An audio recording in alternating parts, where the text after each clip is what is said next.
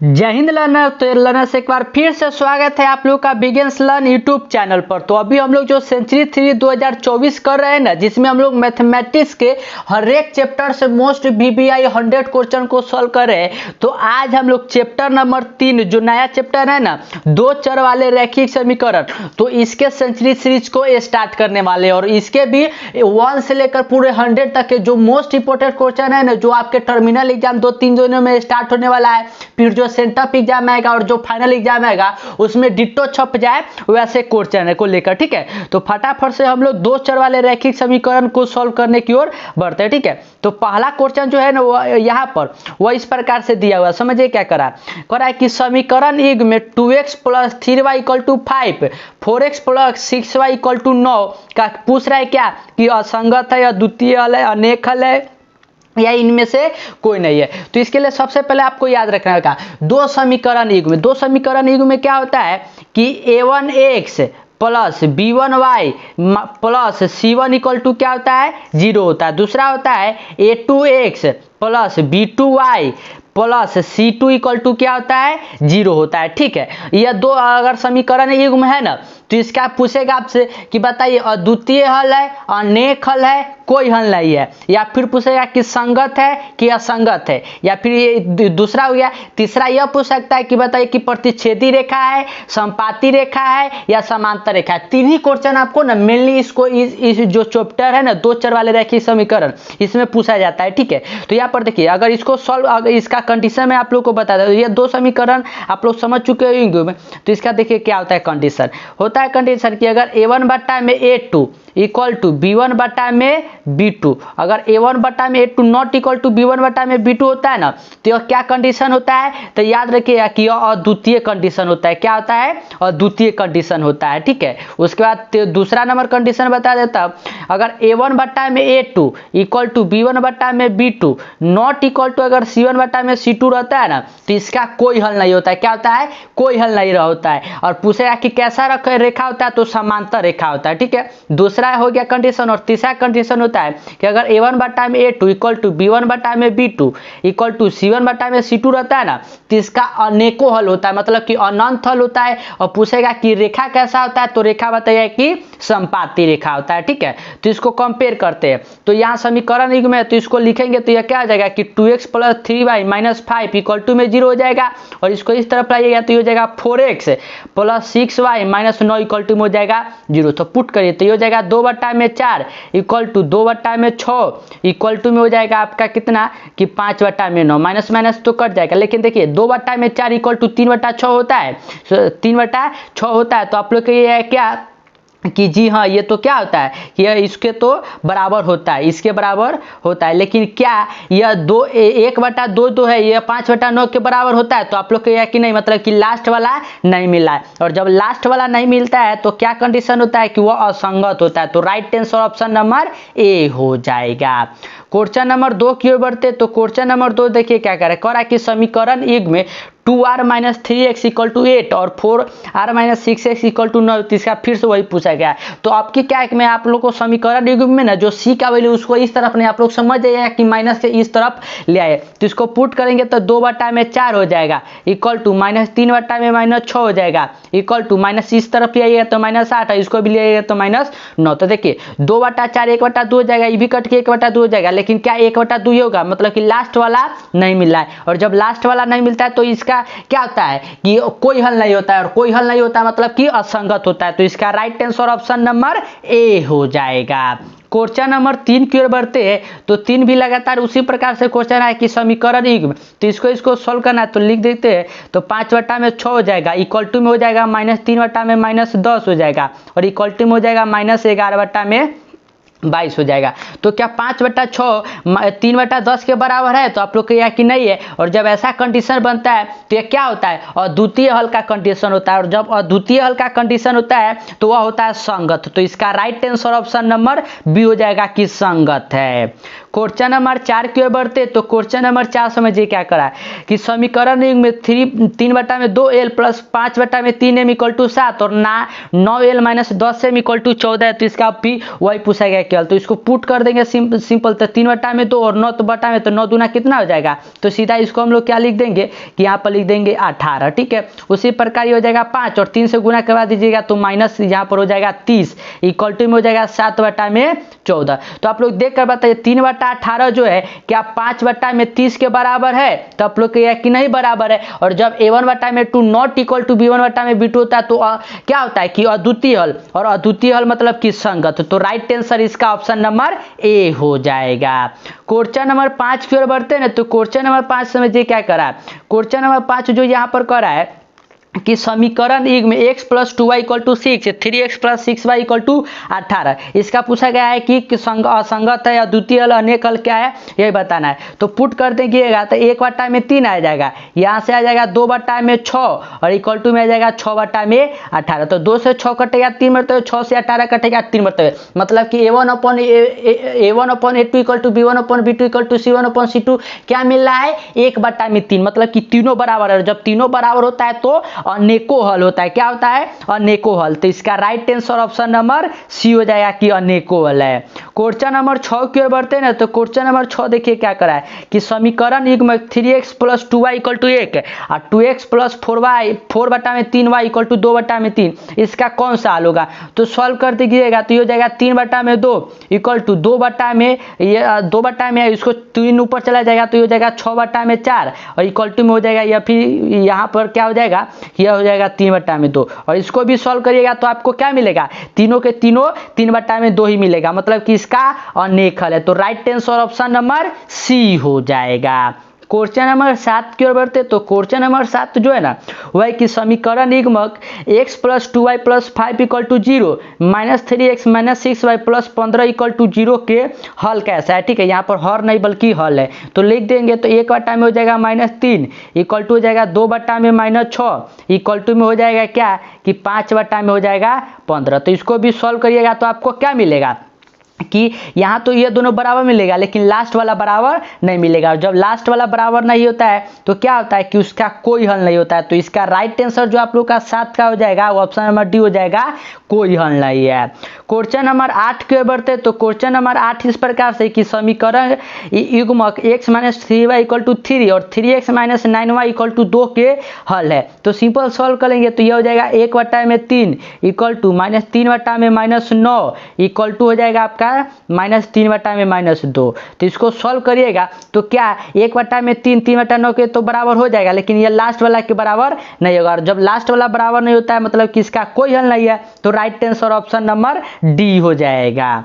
Question number 9 की ओर बढ़ते तो 9 नंबर प्रश्न देखिए क्या करा है कि समीकरण में 2x plus Y equal to 6 और 4x minus 2y equal to 4 का कैसा हाल है। तो सिंपल लिख दीजिएगा तो 2/4 हो जाएगा इक्वल टू हो जाएगा 1/-2 इक्वल टू में हो जाएगा -6/-4 हो जाएगा। तो क्या 1/2 -1/2 के बराबर होता है, तो आप लोग कहिए कि नहीं बराबर होता है, मतलब कि यह a1/a2 not equal to b1/b2 है, यानी कि अद्वितीय हल है। तो इसका right answer option number C हो जाएगा।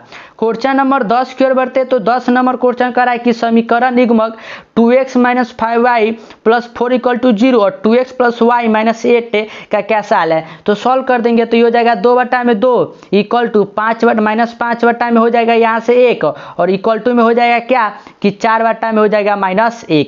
तो 2 से तो 2 कट के 1 आ जाएगा, तो क्या 1 जो होता है वो -5/1 के बराबर होता है, तो आप लोग कहिए कि नहीं होता है, यानी कि a1/a2 जो है ना नॉट इक्वल टू b1/b2 है। और जब ऐसा कंडीशन होता है तो ये कौन सा हल होता है, तो आप लोग कहिए कि अद्वितीय हल। तो इसका right answer option number B हो जाएगा। इसी प्रकार का क्वेश्चन है 2 चर वाले रैखिक समीकरण से ही पूछा जाता है। तो अगर मतलब 10 क्वेश्चन अगर आप लोगों ने प्रैक्टिस कर लिया ना तो आगे के जितने भी क्वेश्चन आएंगे ना उसे आप लोग इजीली सॉल्व कर लीजिएगा, ठीक है। तो 10 के बाद जब हम लोग फास्ट चलेंगे, ठीक है।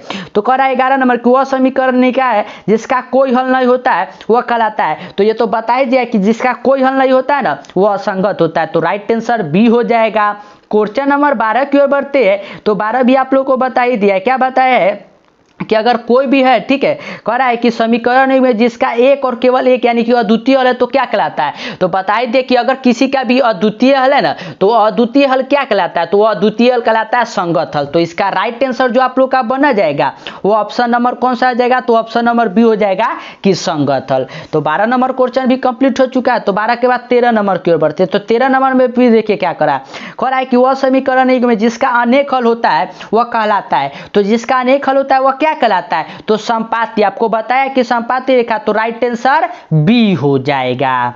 क्वेश्चन नंबर 14 की ओर बढ़ते तो 14 कह रहा है कि वह समीकरण एक में जिसका कोई हल नहीं होता है। तो बताया है आप लोगों को कि अगर a1/a2 इक्वल टू b1/c2 लेकिन नॉट इक्वल टू c1/c2 आया ना, ठीक है, जिसका कोई हल नहीं होता है तो वह समांतर रेखा बनाता है। तो इसका राइट आंसर आप लोग का ऑप्शन नंबर जो होना जाएगा, सॉरी यहाँ पर तो कह रहा है कि कौन सा है, तो यहाँ पर कौन सा हो जाएगा, तो असंगत हो जाएगा। अगर समांतर रेखा नहीं है तो असंगत है, तो राइट आंसर डी हो जाएगा।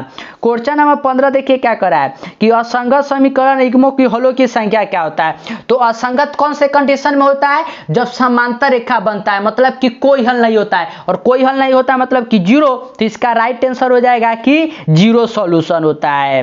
क्वेश्चन नंबर 15 के बाद 16 की ओर बढ़ते तो 16 नंबर क्वेश्चन कर रहा है कि अविरोधी मतलब कि संगत समीकरण युग्मों की संख्या हलों की संख्या होता है। तो याद करिए कि संगत किस में होता है, एक तो अद्वितीय हल में होता है जिसमें सिर्फ एक ही हल होता है, और दूसरा क्या होता है कि जब अनेकों हल होता है, ठीक है, याद रखिए दो ही होता है। तो पहला भी है कि केवल एक और दूसरा है कि अनंत। तो इसका right answer option number D हो जाएगा कि ए और बी दोनों हो जाएगा। क्वेश्चन नंबर 17 की ओर बढ़ते तो 17 नंबर जो क्वेश्चन है ना वह कह रहा है कि दो चर वाले रैखिक समीकरणों में हलों की संख्या कितनी है। तो दो चर वाला जो रैखिक समीकरण होता है उसमें हलों की संख्या कितना होता है, तो सिंपल सा हम लोग जानते हैं उसमें क्या है, अपरिमित है, क्योंकि जब अनेकों हल होगा तो बहुत सारा हल हो सकता है, यानी कि अनेकों हल यानी कि अपरिमित। तो राइट आंसर बी हो जाएगा। क्वेश्चन नंबर 18 की ओर बढ़ते तो 18 कह रहा है क्या कि एक चर वाले रैखिक समीकरण के हलों की संख्या कितनी है। तो एक चर वाला जो रैखिक समीकरण होता है उसमें हलों का संख्या कितना है, तो सिंपल अगर एक चर है तो उसमें अद्वितीय हल होगा, यानी कि केवल एक हल होगा। क्वेश्चन नंबर 19 की ओर बढ़ते हैं तो 19 नंबर क्वेश्चन कर रहा है कि यदि किसी समीकरण का अद्वितीय हल है तो समीकरणों से संबंध रेखा क्या होगा। तो ये आप लोग बताइए, स्टार्टिंग में ही बताया था आप लोगों को कि अगर कोई भी है अगर उसका अद्वितीय हल बन रहा है ना तो अद्वितीय हल के हमेशा कंडीशन याद रखिएगा कि प्रतिच्छेदी रेखा होता है। कौन सा रेखा होता है, प्रतिच्छेदी। तो इसका right answer option number B हो जाएगा प्रतिच्छेदी रेखा। क्वेश्चन नंबर 20 की ओर बढ़ते हैं ना तो 20 नंबर क्वेश्चन कर रहा है कि यदि किसी समीकरण युग्म का अपरिमित रूप से अनेक हल हो तो समीकरण से संबंध रेखा है। तो अनेक हल होता है तो बताया आपको स्टार्टिंग में कि अनेक हल होने पर संपाती रेखा बनता है। क्या रेखा बनता है, संपाती। तो right answer option number A हो जाएगा। क्वेश्चन नंबर 20 के बाद 21 की ओर बढ़ते तो 21 कह रहा है कि यदि समीकरण युग्मों का कोई हल नहीं है तो समीकरणों से संबंध रेखा है। तो कोई हल नहीं होता है तो कौन सा रेखा बनता है, तो समांतर रेखा बनता है, यानी कि जब लास्ट वाला C1/C2 जो होता है ना बाकी दूसरे के पहले दोनों वाले के बराबर नहीं होता है। तो राइट आंसर सी हो जाएगा समांतर रेखा। क्वेश्चन नंबर 22 की ओर बढ़ते हैं ना तो 22 नंबर प्रश्न देखिए क्या करा है कि के किस मान के लिए समीकरण युग्म में इतना इतना का एक अद्वितीय हल है। तो अद्वितीय हल का कंडीशन आप लोग जान चुके हैं, क्या है कि a1/a2 अगर नॉट इक्वल टू b1/b2 आता है ना तभी अद्वितीय हल होता है। तो a1 का वैल्यू कितना है, तो 1 है। a2 का वैल्यू कितना है, तो आप लोग कहिएगा कि 3 है, इक्वल टू है। b1 का वैल्यू कितना है, तो b1 का वैल्यू आप लोग जानते हैं कि यहाँ पर दिया हुआ है -2। b2 का वैल्यू कितना है, तो b2 का वैल्यू है k है। तो k से गुना करिएगा तो k, और 3 गुने 6 करिएगा तो -6, यानी कि k अगर -6 के बराबर नहीं होगा ना तो अभी अद्वितीय हल होगा। तो राइट आंसर बी हो जाएगा। क्वेश्चन नंबर 23 की ओर बढ़ते हैं तो 23 फिर से वही करा है कि के किस मान के लिए ना के से जो यह समीकरण युग्म है इसका अद्वितीय हल है। तो अद्वितीय हल का बता दिया कि a1/a2 not equal to b1/b2 के बराबर होता है, यानी कि k बटा में हो जाएगा 6 नॉट इक्वल टू क्या हो जाएगा, यहाँ से k बटा में 6 हो गया, यहाँ से हो जाएगा -1 बटा में -2। तो माइनस से माइनस कट गया, 2 से 6 3, और 3 से 1 गुना करवाएगा तो 3। तो अगर k 3 के बराबर नहीं है तब तो right answer option number C हो जाएगा। क्वेश्चन नंबर 24 की ओर बढ़ते हैं तो 24 नंबर क्वेश्चन देखिए क्या करा है कह रहा है कि के किस मान के लिए समीकरण युग्म इतना इतना का अपरिमित रूप से अनेक हल हो गए। तो अपरिमित रूप से अनेक हल क्या होता है, जब a1/a2 equal to b1/b2 equal to c1/c2 तीनों जब बराबर होता है तब। तो कंडीशन को फुलफिल करने के लिए लिख देते हैं वैल्यू। तो यह क्या है कि 2/4 दिया हुआ है, इक्वल टू में दिया हुआ है क्या कि 3/k है, और इक्वल टू में है -5/0 दिया हुआ है। तो यहाँ से k का वैल्यू पूछा है, तो इसको 2 से 4 कट जाएगा, 2 मरतबा 3 दूना कितना हो जाएगा 6, यानी कि k का वैल्यू जब 6 होगा ना तभी यह संभव है। तो right answer option number C हो जाएगा 6। क्वेश्चन नंबर 24 के बाद 25 की ओर बढ़ते, सॉरी 23 की ओर बढ़ते हैं ना। तो 23 नंबर देखिए क्या करा है, आई थिंक रिपीट हो रहा है क्वेश्चन। 23 नंबर हम लोग बना चुके हैं, 24 अभी सॉल्व किए, तो 25 नंबर की ओर बढ़ते हैं। तो 25 नंबर देखिए क्वेश्चन क्या करा है कि एक के मान जिसके लिए समीकरण निकाय इतना इतना का अनगिनत हो, अनगिनत हल हो मतलब क्या अनंत हो, अनेक हल हो, तो वही कंडीशन अप्लाई करेंगे। तो यहाँ हो जाएगा 10/20 इक्वल टू में हो जाएगा आपका 5/10, और इक्वल टू में क्या हो जाएगा कि यहाँ पर हो जाएगा आप लोग का -4 -4/-1, तो माइनस माइनस तो कट जाएगा, और यहाँ से एक का वैल्यू निकल तो 5 से 2 कट जाएगा, 4 दूना कितना हो जाएगा 8 हो जाएगा। या फिर अगर उससे नहीं करिएगा तो 2 मरतबा 2 25 कितना हो जाएगा, आई थिंक 25 का जो आप लोग का आंसर बन रहा है वो 10। तो right answer option number A हो जाएगा। क्वेश्चन नंबर 26 की ओर बढ़ते हैं ना। तो 26 नंबर प्रश्न देखिए क्या करा है कि के किस मान के लिए समीकरण निकाय का कोई हल नहीं है। तो कोई हल का कंडीशन क्या होता है, जब c1/c2 जो होता है ना बाकी पहले वाले दोनों के बराबर नहीं होता है। तो पुट करिए वैल्यू का, तो ये हो जाएगा 1/5 इक्वल टू में आपका हो जाएगा 2/k, लेकिन नॉट इक्वल टू क्या होगा 1/7। तो k का वैल्यू यहाँ से 7 दूना 14 हो जाएगा, आई थिंक 14 ही होगा। अगर 14 नहीं होगा तो 5 दूना 10 हो जाएगा, क्योंकि कहीं से तो k का वैल्यू निकलना है। तो इसका right answer option number A हो जाएगा कि 10 हो जाएगा। क्वेश्चन नंबर 27 की ओर बढ़ते हैं। तो 27 देखिए क्या करा है कि के किस मान के लिए समीकरण युग्म इतना इतना का कोई हल नहीं, मतलब कि फिर से लास्ट वाला नहीं मिलेगा। तो ये हो जाएगा 1/5 इक्वल टू में 2 में हो जाएगा आप लोग का k, और इक्वल टू में हो जाएगा -3/-7। तो 5 दूना कितना हो जाएगा 10, यानी कि k का वैल्यू आप लोग का 10 हो जाएगा। तो राइट आंसर ए हो जाएगा। क्वेश्चन नंबर 28 की ओर बढ़ते हैं। तो 28 देखिए क्या करा है कि ए का मान जिसके लिए समीकरण निकाय का एक शून्येतर होल हो। एक शून्येतर होल का मतलब क्या है कि अद्वितीय होल, सिर्फ एक ही होल हो, ठीक है। तो ऐसे कंडीशन में क्या होता है कि a1/a2 not equal to b1/b2। तो इसको पुट करिएगा तो a/2 हो जाएगा, नॉट इक्वल टू क्या आएगा यहाँ से आप लोग का आ जाएगा 10/5। तो 5 से 10 कट जाएगा 2 मरते, तो 2 दूना कितना हो जाएगा 4, यानी कि a का वैल्यू आप लोग का 4 हो जाएगा। 28 के बाद 29 नंबर क्वेश्चन की ओर बढ़ते। तो 29 नंबर है कि a का मान जिसके लिए समीकरण युग्म इतना इतना का शून्येतर है, मतलब फिर से अद्वितीय है, तो पुट कर दीजिए। तो यह हो जाएगा a/4 नॉट इक्वल टू में हो जाएगा आप लोग का 35/2, और 2 दूना 7 दूना कितना हो जाएगा तो 14 हो जाएगा, ठीक है। तो इसी को सॉल्व कर दीजिए। तो 7 से 35 5 मरतबा, 2 से 4 हो जाएगा 2 मरतबा, यानी कि 5 दूना 10। तो इसका a का वैल्यू आप लोग को मिल जाएगा 10। तो 29 का right answer option number C हो जाएगा। क्वेश्चन नंबर 30 की ओर बढ़ते। तो 30 नंबर क्वेश्चन देखिए क्या करा है कि समीकरण युग्मक 3x - y + 8 = 0 तथा 6x - ky = -16 संपाती रेखा प्रदर्शित करता है। तो संपाती रेखा कब प्रदर्शित करता है, जब उसका अनेक होल हो। तो पूछ रहा है k का मान, तो k का मान क्या हो जाएगा, तो ये हो जाएगा 3/6 इक्वल टू 1/k हो जाएगा, क्योंकि माइनस माइनस तो प्लस हो जाएगा, और यहाँ पर आप लोग का हो जाएगा कि 8/+16। तो 8 से 16 कट जाएगा, 2 मरतबे हो जाएगा। तो 2 का k का वैल्यू यहाँ से क्या मिल जाएगा 2। तो इसका right answer option number C हो जाएगा। क्वेश्चन नंबर 31 की ओर बढ़ते। तो 31 नंबर क्वेश्चन देखिए करा है कि के किस मान के लिए जो समीकरण युग्म है वह संपाती होगा, मतलब फिर से अनेक होगा। तो वही सिंपल सा जो लगातार मैं क्वेश्चन आप लोग को करवा रहा हूँ उसी प्रकार का क्वेश्चन रह रहा है।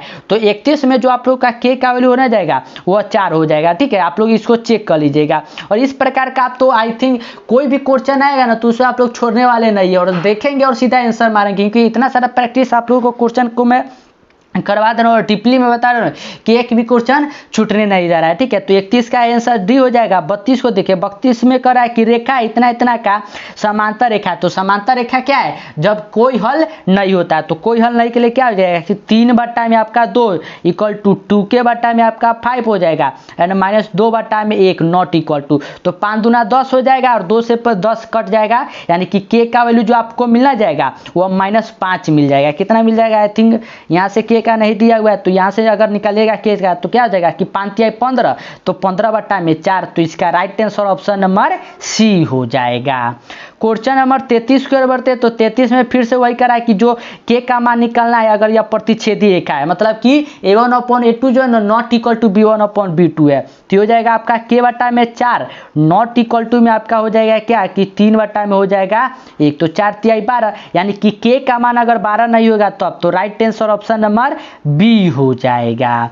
33 के बाद 34 नंबर क्वेश्चन की ओर बढ़ते, तो 34 नंबर क्या करा है समझिए, करा है कि 2 एक घातीय समीकरणों के लेखा चित्र यदि प्रतिच्छेदी हो तो हलों की संख्या क्या होता है। तो प्रतिच्छेदी रेखा कब होता है, तो बता ही दिया कि अद्वितीय हल होता है, और अद्वितीय हल में कितने हल होता है, तो सिर्फ एक हल। तो इसका right answer option number A हो जाएगा। थोड़ा कंसेप्चुअल क्वेश्चन भी आता है जिसमें आप लोग को ना भाषा थोड़ा टेढ़ टार करके दे देगा और पूछेगा कि बताइए, लेकिन अगर आप लोग भाषा को पकड़ लिए ना तो उसका आंसर दे रहा तो बहुत ही ईजी है। ठीक है, जैसे कि इस भाषा में बता रहा था आपको।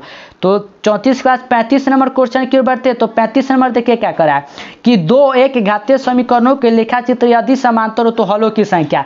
तो समांतर कौन सा कंडीशन में होता है, तो आप लोग कहिए कि जब उसका कोई हल नहीं होता तभी तो उसका समांतर बनता है। तो कोई हल नहीं होता मतलब कि 0 हल होता है, तो इसका right answer option number B हो जाएगा। क्वेश्चन नंबर 36 की ओर बढ़ते, तो 36 नंबर प्रश्न करा है कि 2 एक घातीय समीकरणों लेखा चित्र यदि संपाती हो। संपाती कब होता है, जैसे संपाती आप लोग देखें वैसे ही आपके दिमाग में हिट करना चाहिए कि संपाती होता है मतलब जिसका अनेकों हल। तो अनेकों हल में क्या होगा, अनंत हल, यानी कि यहाँ तो ऑप्शन नंबर सी है कि अनेक हल। क्वेश्चन नंबर 37 की ओर बढ़ते, तो 37 क्या करा है समझिए कि 2 चरों में रैखिक समीकरण युग्म का हल इनमें से कौन होता है। तो 2 चरों में रैखिक समीकरण जो होता है उसमें क्या हल होता है, तो सिंपल सा है कि एक बिंदु होता है। तो राइट आंसर सी हो जाएगा। क्वेश्चन नंबर 38 देखिए क्या करा है, 38 नंबर करा है कि रैखिक समीकरण का आलेख किस प्रकार का होता है। तो रैखिक समीकरण जो होता है, रैखिक मतलब क्या हुआ कि जिसका घात एक और जिसका घात आप बहुपद में आपको बता ही दिया है कि अगर रैखिक समीकरण है उसका सॉल्यूशन भी एक ही आएगा। तो रैखिक बहुपद है तो उसका क्या आता है, उसका जो रेखा बनता है वह सरल रेखा बनता है। तो 38 का right answer option number A हो जाएगा।